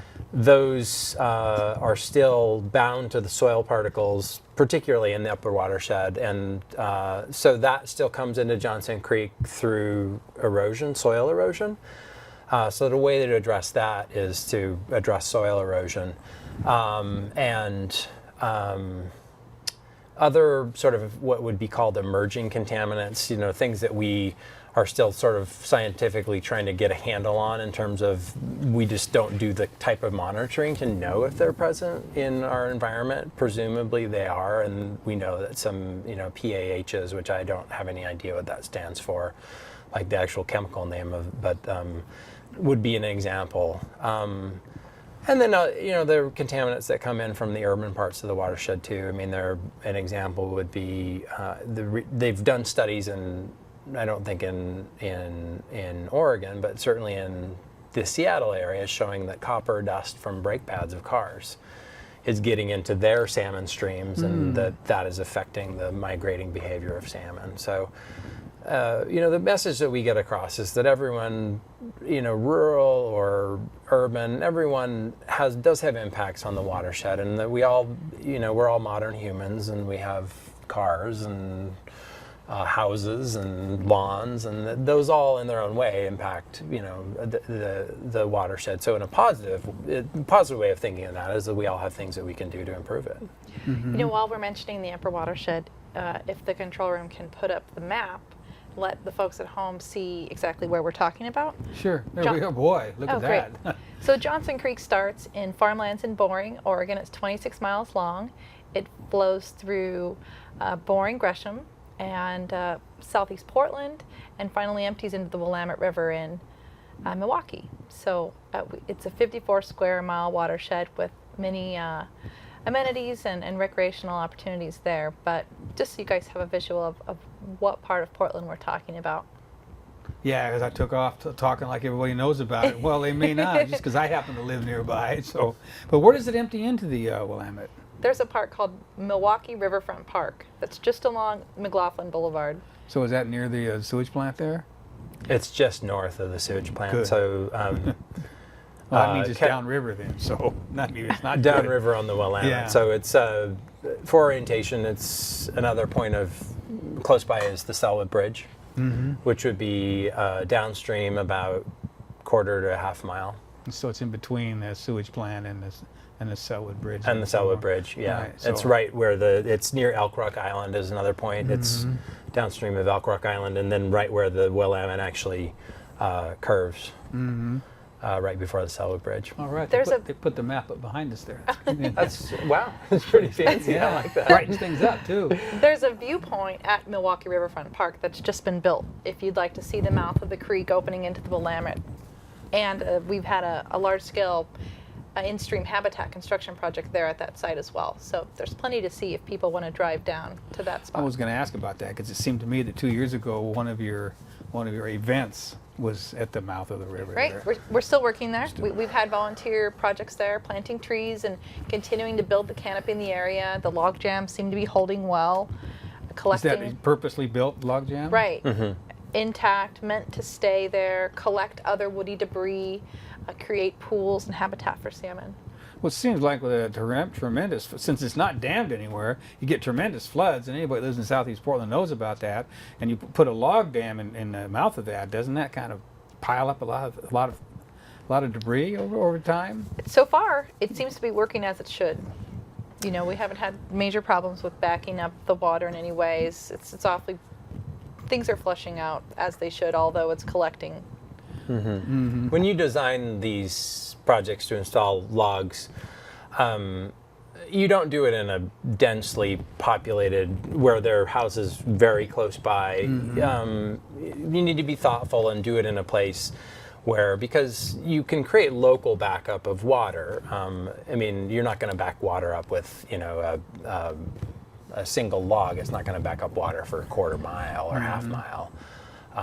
But it will locally back up water, and so that you want to be cognizant. And at the mouth of Johnson Creek, there's enough open space that you have the freedom to be able to do that without jeopardizing. Because we certainly don't. Very aware of and don't have any intention to jeopardize people's houses. That's not our MO. So. That's where the science you were talking about comes in. Yeah. So when we do these projects, we hire hydraulic engineers and restoration specialists who are looking at these projects very carefully, and they're the design is quite technical. Because I know that through the years, people have done things they thought was working out really good for the environment, and they miss one little detail, and it turns out making things a hell of a lot worse. Yeah. And so, but I know that the Johnson Creek has been just to clean it up. with the tires and all the crap that's been thrown in it over the years. It was a tremendous job. But now you're probably, hopefully past that, and you're able to start doing, to amend some of the problems. We're still doing a trash cleanup every Still, year, but we're not seeing what we have been. You know, the tires, like you mentioned, are gone from the stream. We're not seeing large items, you know, that Like plague the cars. creek. Right. So we're Radiator effectively box and, getting yeah. less trash each year, and you know, with no, you know, way to calculate it precisely, I did see less trash bags this year. So the ban on plastics hopefully is working for Johnson Creek. I sure hope so. Well, you know, people think about community and then they think about people. They don't think about river as a part of your community. And it definitely is a part of your community, even if you don't have anything to do with it in your life other than maybe driving over the bridge. It affects in maybe a tangential way, but it's a very important part of it. And it's really important to have folks like you, your organization, to get the scientists and to provide these services. But also, one of the things you provide is events where people can come in and find out what you're doing. Yeah. And we want to segue into that. I know I've got some information here, but we can just move ahead with that. Sure. Johnson Creek Days, actually, it's next on my list here. It was a series of 3 weekends or something a couple right. of years ago, but now you telescoped it all into one weekend. We did. Is this the first year you did it on We one did. weekend? We're condensing the activities over one weekend extravaganza. On Friday evening, we're going to start with a science talk, and that's going to be at 4th Street Brewing in Gresham. That's Friday the 20th. September 20th at 6 o'clock, open to the public. This is all on your website as well. Yes, All right. yes. Or folks can call our office to get details. And the science talk is going to be led by Watershed Council staffer Robin Jenkinson. She's going to be using Google Flyover to review Johnson Creek Watershed as a whole, talking about various restoration projects. So I'm looking forward to it. If Think and Drinks are your ideas of fun, come to the science talk. And then we move into Saturday morning, where we're going to be hosting a fun run. Should I hold these up? Is that helpful? No. No, it's Okay. just too much looks- glare yeah. right there. Amy's holding up a white piece of paper. So, Johnson Creek Fun Run, we've held a free fun run every year. We have a volunteer, Quentin Bauer, leading a group of any skill level. They'll have maps, so you can go at your own pace if you like, through a 4-mile loop, just to learn different ways of exploring the watershed. And So will you just stop and give a little talks? not this time. This time it's all running, but the map will include some information about the okay. locations that you go to. So this is going to be, oh, there we go. Oh, great. Yes, Johnson Creek Fun Run. And So- so this fun run now, is it going to be, you say a loop, is it going to be through the river area itself? You meet at Pace Setters in the Woodstock area, and he'll take you through different segments of Selwood and parts of the 42nd. Springwater Trail. 42nd Woodstock, there we are. All right. If you'd like to try it out, we can give you a copy of the map too. So that's Saturday morning. And that's online as well. Yes, all of these flyers and details are at the Watershed Council's website. So that's Saturday morning. And then Saturday afternoon, we have the Children's Discovery Carnival. And that's from 1 to 4 p.m. in Lentz Park. And I do want to mention these events, we're trying to incorporate the whole watershed. So we're moving them around. So, you know, science talks in Gresham, fun runs in the Selwood Woodstock area, the carnival's up in Lentz, and we'll have craft activities, displays, games for kids 12 and under. So we'll also have music by the Alpha Petitions, a local kids music. Is there a graphic for this as well? I don't There's a flyer They for might be the able to dig around and find that as well. for the Children's Discovery Carnival. There he goes. Oh, Bicycle Bonanza. Oh, that's the next one. I can talk about that one too. So That's all right. We got a person just trying to second guess us there, but So we've got events for those interested in exercise, those interested in think and drink and science. If you have a family and small children, come out to learn about nature in the city. And Sunday, September 22nd, we start the day with a bike ride. This is more of a tour like you were talking about. I'll be leading the event, so we can stop at various restoration projects and sites that volunteers have worked at, talk about their significance to Johnson Creek Watershed as a whole, and what are the next steps for improving the health of the area. And we'll be stopping at Cartlandia to have some lunch. So it's So great you'd be to. going down the Springwater corridor. That's then. it. Just down the Springwater Trail. There's a bunch of restoration sites along the way, and then we'll come back. So a simple ride, family friendly, from rain or shine. Are these ongoing sites, or are they in sites that you've already finished? Well, I think we'd like to think all sites are ongoing. There's some degree of maintenance involved in the upkeep of restoration sites. So they're going to be in varying degrees. Some will be brand new that we just started. Others Well, that's will. better this way. Yeah, others will be in a really good state, like Tideman Johnson Park. So people will get to have a really good idea of what restoration looks like when we first start, and when it's Right. 20 plus years But old. restoration in different areas might mean different things, though, as well. Yes. Yeah. Well, most of the activities that volunteers have been involved with along the Springwater Trail, planting trees, removing invasive species, those are really basic activities that we do throughout that section. What are some of the invasive species, Matt, that you folks are having to deal with? Blackberries come to my mind for a second. Well, the ones that we all know that are sort of the long-term invasives are English ivy, which if you've been, I think most of us know English ivy, but if you've been to Forest Park, it's a terrible problem in Forest Park. Forest Ivy Park. Yeah, unfortunately. Himalayan blackberry. One of the more recent ones that we're really trying to get under control before it gets widespread in Johnson Creek watershed is garlic mustard. That's that little yellow flower. I don't know what its flower is. It's actually an edible. It's in yellow. the mustard family, and it's a ground close to the ground. I'm not a plant guy, so I'm not too familiar with. But how it must be strong grower to be invasive, though. Oh, that's. I mean, by definition, invasives compete very well, and that's why they're invasive, and that's why they're a problem. So false brome is another. A Scotch broom. Scotch broom is not particularly in the watershed, but if you ever drive out, for example, if you drive out, to Central Oregon along Highway 20, you'll see tons of Scotch It's up broom. in Mount It's Hood. a terrible problem. So what was it? You mentioned false broom, was it? You said? False brome. Brome, BROME. And knotweed, Japanese knotweed, is one that we've actually done a good job of controlling in the watershed. We did a lot of, for several summers, we did stem injection with herbicide into these large Japanese knotweed plants, which has really controlled them. I mean, there's still some knotweed in the watershed, but I think about 90 to 95% reduction since we started 5 or 6 years ago. What is the problem with it? Clogging the waterway, or a lot of these invasives just push things out? well, they push other more beneficial habitat plants out, so and they create a monoculture, so a single stand of Japanese knotweed, whereas in a healthy native forest you would have maybe 5 or 10 species. You would just have in an invasive stand, you would just have that.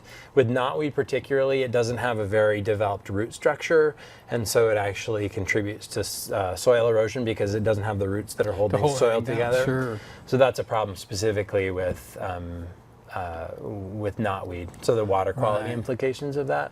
Well, also with biodiversity of plants, you got biodiversity of animals. With monoculture of one, you don't have the biodiversity of the insects and the different animals as well. That's part of it.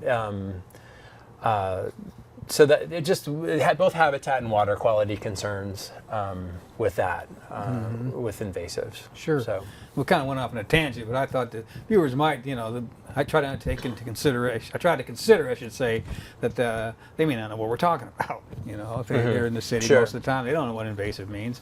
I know invasive is a strong enough issue in the National Forest, where the Forest Service has programs to deal with it, as well as as you mentioned, ivy up in the Forest Park.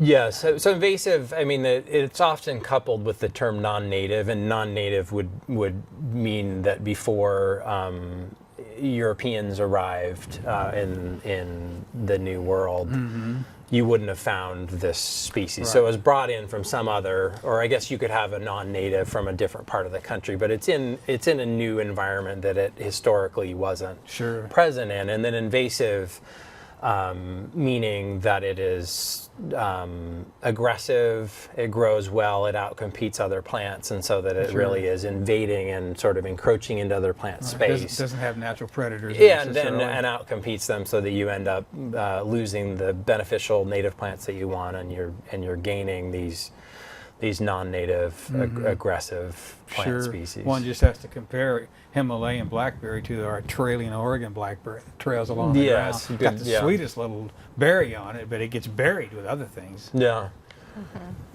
So you didn't really finish everything you got going here. You were talking about the bicycle, Right. and I think that is a Right. great way. So we're doing a bike ride on Sunday morning, and to cap things off, we have the edible weed walk, which I think you'd like, Jim. Oh, that's great. That's on a Sunday then. That's on a Sunday That'd afternoon. be the 22nd. September 22nd at 1 o'clock. We're meeting at Pleasant Valley Elementary School.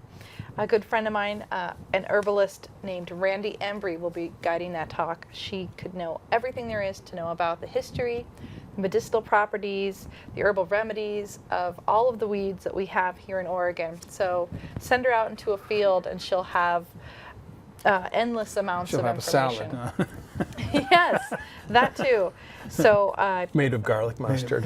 Yeah, this is one of our hopefully. most popular events. She's great and very knowledgeable. If you come to this event, bring a notepad. She'll have all kinds of information to share. So information is on our website about the edible weed walk to cap things off for Johnson Creek Days. How much of a walk is it? A couple miles? It's very minimal. Based on her knowledge, we won't get very far Won't need to before go she'll very stop. far, right?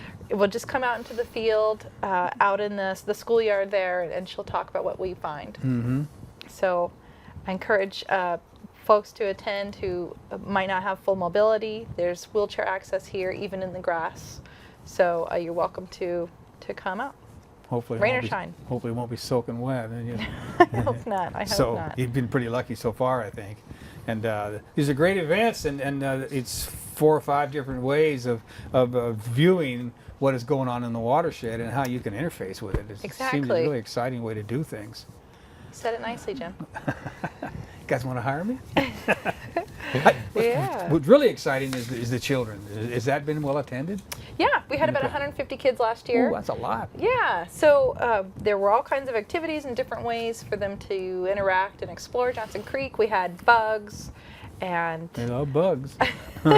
bugs are popular. Yeah. We had music, we had games, there were displays. There was a huge inflatable salmon. That's right. Which Well, actually, there was storytelling that went on in there. Both of my kids actually disappeared into that salmon for it was like Jonah and the whale. Yeah, right. No, my kids. I have a 6 and a 4-year-old. They really enjoyed it. Mm-hmm. We have one of the things that they do is a toilet roll. Roll it in shortening or Crisco, and then rub bird seed on it. So it's a kind of a homemade bird feeder. recycled materials bird Yeah. feeder. Yeah. That sounds like something that's really good. It doesn't have a lot of bird seed on it, but enough for a little finch to nibble on for a little bit. All right. Well, I know that we've got some photographs that we uploaded in the few minutes that we had in between segments.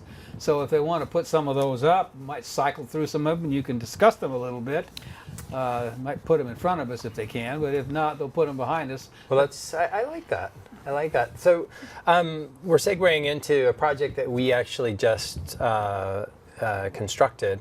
We didn't, the Watershed Council staff, but it was a project that we worked on in partnership with TriMet, and it's at the site of the Tacoma Street Johnson Creek MAX station, which is opening on the new light rail line that's going to go through Southeast Portland, cross the river from Portland State University, and then go down Southeast Portland, Milwaukee, and Is that down Clackamas McLaughlin? County.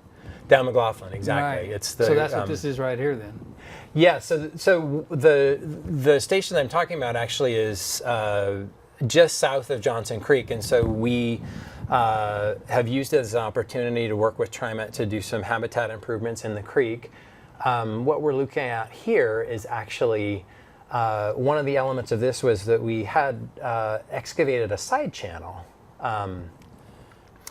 which will provide fish with some back channel habitat when waters are flowing high in Johnson Creek in the winter. This will provide sort of slower water where they can get off the main channel and that they don't get just blown Don't get the hell down. beat out of it. Yeah, don't get the hell beat out and blown downstream. And so that's the channel that you're building right there? That is, so there are two elements. That is in the actual main channel of Johnson Creek. On the lower left side of the screen there, those are root wads that are going to be in the main channel, which provide fish with places that they can hide from predators. They provide places for bugs to grow, which provide food, the sort of base of the food chain for fish. And then this is on the south bank. They have excavated, actually created a new channel off of the main channel of Johnson Creek.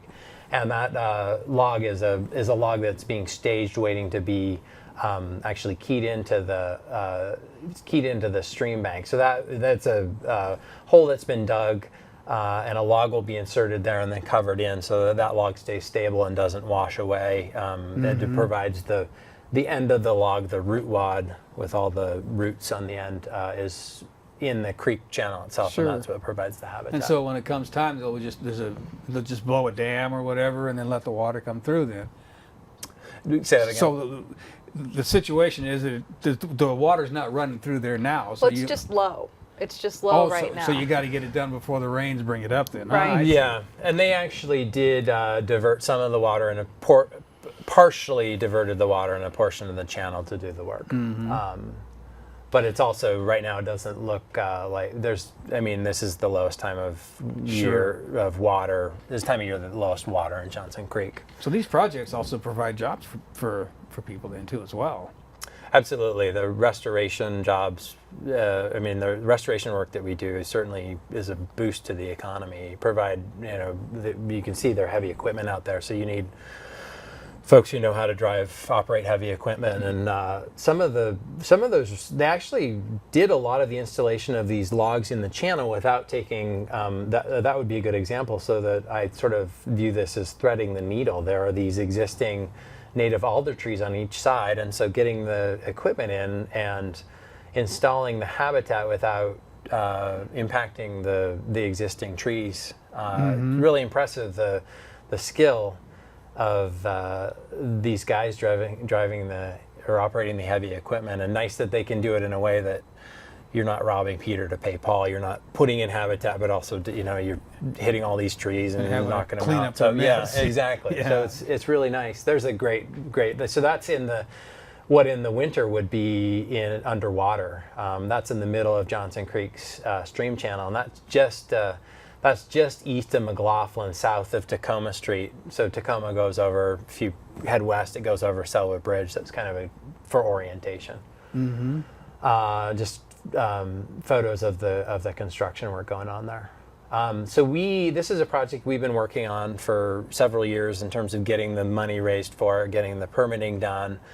Working with TriMet to get this done. Those logs are the root wads that are providing the habitat there. That's from standing in the stream channel of Johnson Creek. Trenches were dug and they were laid in there. They were laid in there, and what's that's the sticking ends out of them. Yeah. What the overpass, or bridge, or road was that on the other side of there? That is what will become an access for the actual MAC station. So there's going to be a park and ride there, and that's one of the access roads to it. I think. I mean, on the other side it would be the bridge over Johnson Creek, on McLaughlin itself. I wasn't looking closely enough to see which way it was actually looking. So as volunteer and outreach, do you have much to do with any of this, or are you on a completely different section? You leave those kind of projects really to the professionals. Like we mentioned earlier, there's a lot of science behind it. There's a lot of analysis involved, and it's best done with private contractors that work with us. And we'd love to have volunteers in there, but we'll plant the sides of the creek. That's how we'll help. So you make it nice afterwards. We we'll can be help with the doing- plants. So, that we mentioned volunteer, that's a good one. We talked a little about the Tacoma MAC station, but volunteers. So you are the volunteer coordinator, and that is that's what you do, and the people volunteer, and you provide work for them. That's right. Works of love, hopefully. There's a little list of Oh, all the all ways right. people can volunteer. Which is also on your website. Right. And right. it's just Amy at jcwc.org. Right. We actually have an info sheet if the control room would like to pull up Oh, okay. what's called an information page. And hopefully they can find that there. And people can volunteer in all kinds of different roles. You know, we've mentioned planting trees and getting outside. That's a great way to help Johnson Creek, and there's plenty of opportunities to do so. But depending on your interests, you can also, there it is. All right. There we go. Call Cut it off. call 503-652-7. There we go. 7477. Doesn't quite fit into the. Just give us a call if you have any questions about ways to volunteer. You can do internship. You can help out in the office. Any kind of professional skill set that you might have that you'd like to offer to Johnson Creek Watershed Council, we'd love to take it on. You want to help out with the event planning. We're doing all kinds of events, as you can see. Johnson Creek Days has a team of volunteers behind it.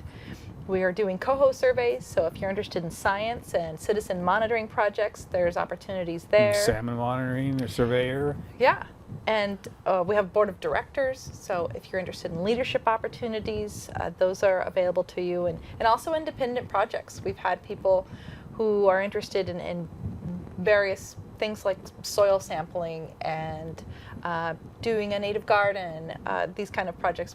We're happy to take those on. So we want to engage with people based on their interests. So if you want to help out Johnson Creek and you have a passion, just come to us and we can find a role for you. Well, I noticed on your home page there was someone that had a passion because you had 3 really well done videos. One on bees, one on birds, and I forget what the third one was on. I might have wrote it down here somewhere. Conservation Registry.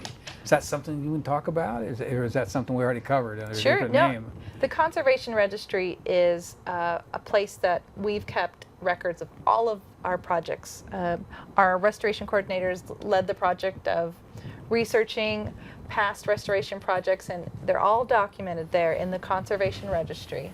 So if people want to explore the history behind all the work that's been done by all the partners in all of the watershed, the counties, the cities, the other private interests, the nonprofits, it's all documented there.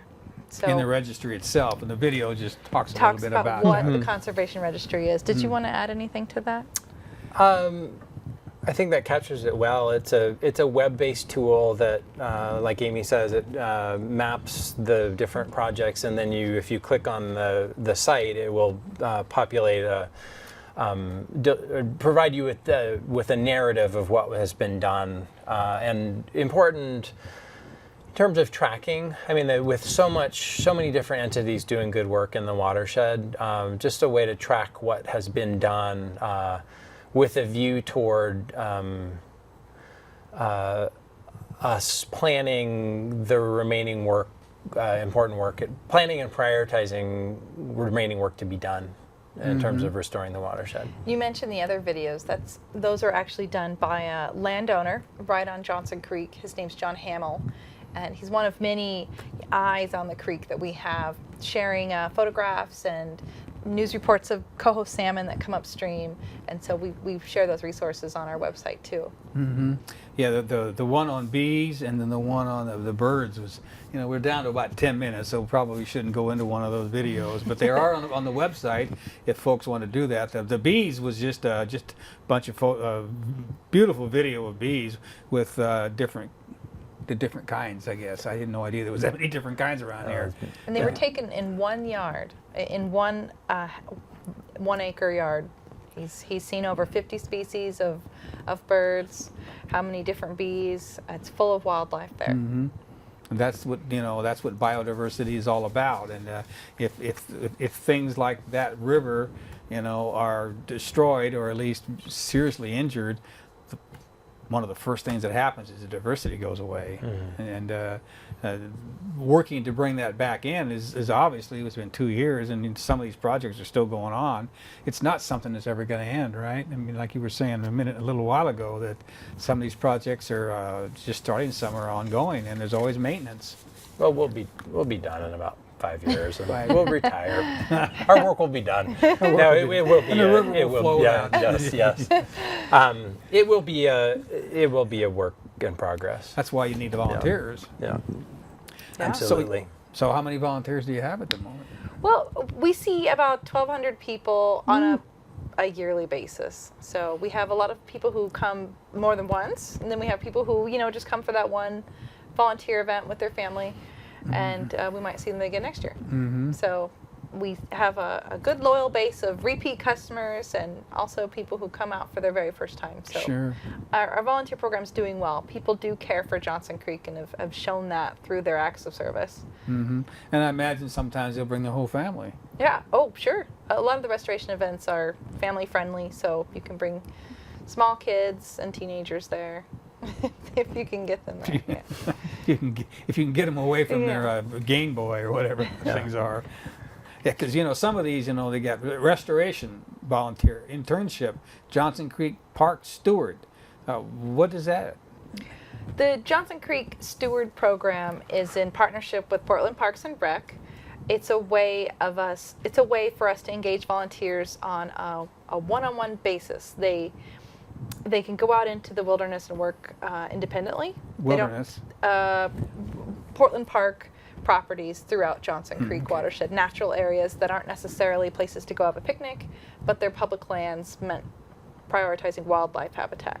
So these volunteers, these park stewards, will go into these areas by themselves with training and do restoration of a different kind. These are areas that are sensitive to large groups, so it's appropriate for people to go in with delicate foot and pick out resprouts of ivy and blackberry that might be coming in there. The maintenance piece that we talked about earlier. Well, there'll always be new sprouts with Right. ivy, especially. So they're sort of the front line of keeping away invaders of healthy sites that we have.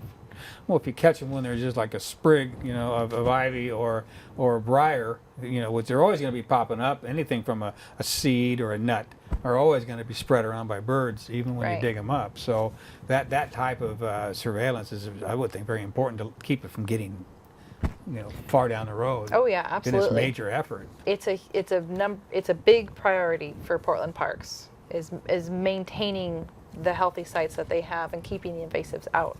And there's always office assistant, but who wants to do that? When you got all these wonderful things outside. And of course the Johnson Creek Days Committee. What's this golf tournament? I was kind of surprised to see We that. host a golf tournament every year at Persimmon Country Club, which is in the watershed. So, a big goal of ours is to engage with audiences of all kinds. And we have 2 golf courses in the watershed. Is that near Crystal Springs Rhododendron Garden by any chance? That's Eastmoreland Golf Course. Ah, okay. So we have a private country club up in Gresham as well. So they have huge audiences coming through there, and we want to find ways of engaging with those people and also raising funds. It's been our best fundraiser thus far, and we see new sponsors every year, and we're engaging with new people each year who come out to golf. Well, that's what being creative is all about, is finding new ways to interface with people, because you do the same, you keep doing the same thing, you get the same results. You got to have new different ways of doing that. Yeah, I think our staff and volunteers and board, one of the things I'm really proud of is just the innovation. Just not being afraid to try new things. We've tried some things that didn't work as well, and we've tried some things. I think just some risk taking in terms of our events, not sticking with the tried and true. I think that's been really great. That's kind of a cultural thing, and the Watershed Council community, I think, is great. So I'm really happy about that. And then the next one, you mentioned that you think that there are salmon up there, but salmon surveyor. We know there's salmon up there. Right, so there are trainings enabled to says trainings will launch in October this year, and with a partner you'll navigate your way upstream with your eyes peeled for coho. And does that navigate mean in a boat? No, it's not deep enough for a boat. Didn't think so in October. You're walking the stream in waders. It is challenging. You need to have full mobility and strength to walk the stream. You're walking. Is it upstream? I'm trying to remember. If you're walking upstream. You're walking right. upstream, and you're walking a significant distance. So In water, I mean, I did it last year, and it was water up to my waist, and sometimes up to my lower chest. So it's not. It's not in some places shallow. I mean, it's a significant the undertaking. Yeah, and slippery rock. So I mean, it's like Amy said, it's something that you want full mobility. You need full mobility to do. But it's very, very popular, and it's really rewarding. It's just there's no way to experience a creek like getting in it and actually walking it, or I mean, in some cases rafting it. But Johnson Creek, not many people raft in Johnson Creek. That's true. So you're looking for. Would this be salmon going back upstream, or you're looking for the little fingerlings that are? You're looking for spawners, so adult. Yeah, so you'd be looking for the adult fish. In order to have the adults go up, you must have had the ones that hatch out, and then because they live a year or so in the stream, and then go out to the ocean for 2 years and then come back. And so we, I shouldn't say we, but there have been surveys done of juvenile fish in the watershed, and so looking at the fry and the little guys. Are these wild or planted, or hatchery, I should say? They're not hatchery. They are wild. I mean, so Johnson Creek probably. The salmon in Johnson Creek probably have returned. They were from the Clackamas stock, as my understanding, and I'm not sure about this, but that they, because probably the runs of Johnson Creek were extirpated, they were eliminated, and so that they've recolonized the Clackamas fish, and now these are descendants of the fish that took a wrong turn and didn't go up the Clackamas, but turned a little too early and went up Johnson Creek instead. So the offspring of those. Well, they're of really those needed fish. up there. Now that we're down almost at the end of the show, I realize that we've had this what is a watershed right there. You folks have that written down. We've talked about watersheds the whole night. Has anybody got a definition? I can of give it? a very quick definition of watershed is the area of land that drains into a specific body of water. So in this case, as Amy said earlier, it's Johnson Creek watershed is 54 square miles, or historically it was. A little more complicated because there are some areas of Johnson Creek actually now that like the water goes into dry wells or into underground systems that then drain into the Willamette. But historically that either as overland flow or groundwater that then would gradually flow underground and enter the creek. Sure. But all that area of land that ultimately ends up in Johnson Creek. And then watersheds within watersheds, because Johnson Creek watershed is part of the Willamette River watershed, Right. and that's part of the Columbia. And, yeah. So Right. I think it's important to mention people's roofs, the streets. Not only your green parks are all part of the watershed. So We'll see, we're down to a little over a minute. You might want to just kind of remind folks of some of these events coming up and when they are. Johnson Creek Days, September 20th through 22nd. We've got running, science talk, family-friendly event called the Children's Discovery Carnival, and the Edible Weed Walk. All the details can be found at our website, jcwc.org, or call our office, 503-652-7477. And they can get all this information. We know you want to get this information, so you can get it all off the website. Like she said, it's www.jcwc.org. All right. If you forget that, stands for Johnson Creek Watershed Watershed Council. Council. All right. Well, that's just about it for tonight. Thanks for having us. Thanks for tuning in. And thank you very much for coming on the That's program. great. Thank you. I hope to do this every year. I learn a lot about what's in my backyard and how I need to pay more attention to it. And I think we could all learn a lesson from that. This isn't the only watershed in Portland. There are others as well. But this is something we need to keep on top of. Thanks for tuning in. I want to thank the crew as well. And we'll see you next month, second Wednesday of the month.